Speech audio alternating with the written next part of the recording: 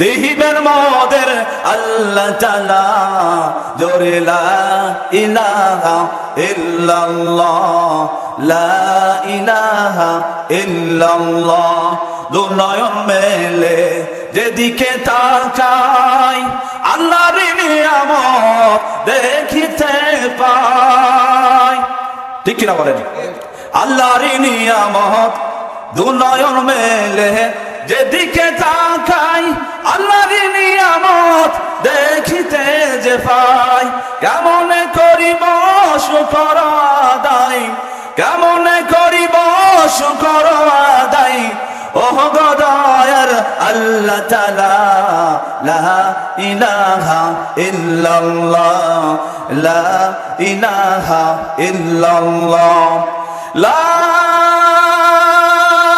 ইলাহা ইল্লাল্লাহু আলাইহি সাল্লাম পড়তেন আল্লাহুম্মা বারিক লানা ফি রজব ওয়া শাবান ওয়া বাল্লিগনা রমজান। ওগো আল্লাহ তাআলা রজব এবং শাবানের বরকত রহমত আমাদেরকে দান করো, আর আমাদের আয়ুটাকে রমজান পর্যন্ত বাড়ায় দাও। জোরে বলুন সুবহানাল্লাহ। এই রজবের চাঁদ উম্মতে মুহাম্মাদের উপর ৫ ওয়াক্ত নামাজ ফরজ হওয়ার চাঁদ। এই চাঁদটা হচ্ছে রাসূল সাল্লাল্লাহু আলাইহি সাল্লামকে ধুলিধরা জমিন থেকে ৭ আসমান পাড়ি দিয়ে সিদরাতুল মুনতাহা পাড়ি দিয়ে ৭০,০০০ নূরের পর্দা পাড়ি দিয়ে একমাত্র শুধুমাত্র আমার রাসূলকে আল্লাহ রাব্বুল আলামিন তার আরশে মুআল্লায় দিদারে মোলাকাত করেছিলেন। জোরে বলুন সুবহানাল্লাহ।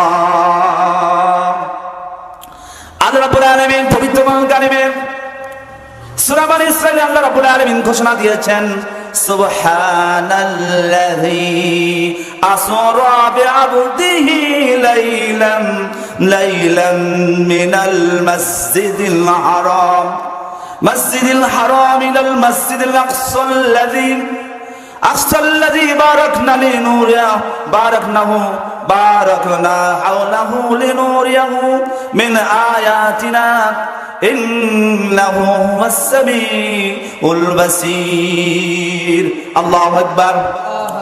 সেই মহান সত্তা আল্লাহ রাব্বুল আলামিন তার বান্দাকে মসজিদুল মক্কা থেকে হারাম থেকে মসজিদুল আকসা বর্তমান ফিলিস্তিন পর্যন্ত ঘুরে আল্লাহ রাব্বুল আলামিন অদৃশ্য কিছু নির্দেশনা দেখায়া জান্নাত জাহান্নাম দেখায়া সমস্ত নবীদের নামাজে ইমামতি করাইয়া আল্লাহ রাব্বুল আলামিন ঘোষণা দিয়ে দিলেন, বন্ধু আমার আপনি শুধু নবী নন, রাসূল নন, আপনি হলেন ইমামুল মুরসালিন। জোরে বলুন সুবহানাল্লাহ। আল্লাহ রাসূল সাল্লাল্লাহু আলাইহি সাল্লামের নবুয়তের ১০ বছরে আল্লাহ রাসূল সাল্লাল্লাহু আলাইহি সাল্লাম এমন এক সময় তাকে আল্লাহ রাব্বুল আলামিন এই দুনিয়া থেকে আসমানে মেরাজ করাইলেন, গমনে আরোহণ করালেন, যেই সময় তার প্রাণের প্রিয়তম স্ত্রী উম্মাহাতুল মুমিনিন খাদিজাতুল কুবরা রাদিয়াল্লাহু আনহা দুনিয়ায় বেঁচে ছিলেন না। তার প্রিয় মাথার ছাতা আপন চাচা আবু তালেব তিনি মারা গিয়েছেন। আল্লাহ রাসূল সাল্লাল্লাহু আলাইহি সাল্লাম মক্কার জমিনে কোনো জায়গায় কালেমার দাওয়াত দিতে পারেন না। তিনি তায়েফে জমিনে গেলেন, তায়েফে তিনি মার খেয়ে চলে ফিরে আসলেন। আল্লাহ রাসূল সাল্লাল্লাহু আলাইহি সাল্লাম নিজের বাড়িতে ঘুমান না, নিজের জীবনের আত্মরক্ষার্থে তার উম্মে হানির ঘরে রাত্রি যাপন করলেন। আল্লাহ রাব্বুল আলামিন জিবরাইল আমিনকে পাঠাইয়া দিলেন, জিবরাইল রে আমার বন্ধুর কাছে যা, আমার বন্ধুরে নিয়ে আয়, আমার বন্ধুর সামনে বিশেষ কিছু কথা রয়েছে, আমার আরশের মহল্লায় তাকে নিয়ে এসে আমার আরশের মহল্লায় ধন্য কর। জোরে বলুন সুবহানাল্লাহ। আমার রাসূল সাল্লাল্লাহু আলাইহি সাল্লাম এর দুই পায়ের তালুতে জিবরাইল আমিন ফেরেশতা চাপতেছিলেন। আমার রাসূলের ঘুম ভেঙে গেল। জিবরাইল আমিন ফিরে সালাম জানাইলেন, আল্লাহ রাব্বুল আলামিন হে মুহাম্মদ আপনাকে আজকে রাতে এখনই আমার সঙ্গে বরাকে চড়ে আমার সঙ্গে বিশেষ কিছু নির্দিষ্ট জায়গায় ঘুরতে হবে। আমার রাসূল সাল্লাল্লাহু আলাইহি সাল্লাম দুই ওযু করে তিনি নামাজ আদায় করলেন। তিনি মসজিদে হারামে নামাজ আদায় করলেন, করে মদিনায় গেলেন এবং বিশেষ কিছু স্থানে গেলেন। যে বরাকে চড়ে মসজিদুল আকসা ফিলিস্তিনে তিনি গমন করলেন, বরাক বেঁধে রাখলেন। যেদিন মসজিদ ভরা লোকে লোকারণ্য, দাঁড়িয়ে গেছেন সবাই। জিবরাইল আমিন বলেন, ইয়া রাসূলুল্লাহ, ইয়া হাবিবাল্লাহ, আজকের এই নামাজের ইমামতি আপনাকে করবেন, কারণ আপনি শুধু রাসূল নয়, আপনি সমস্ত নবী রাসূলদের আপনি সর্দার। জন্য বলুন সুবহানাল্লাহ। ইমামতি করলেন।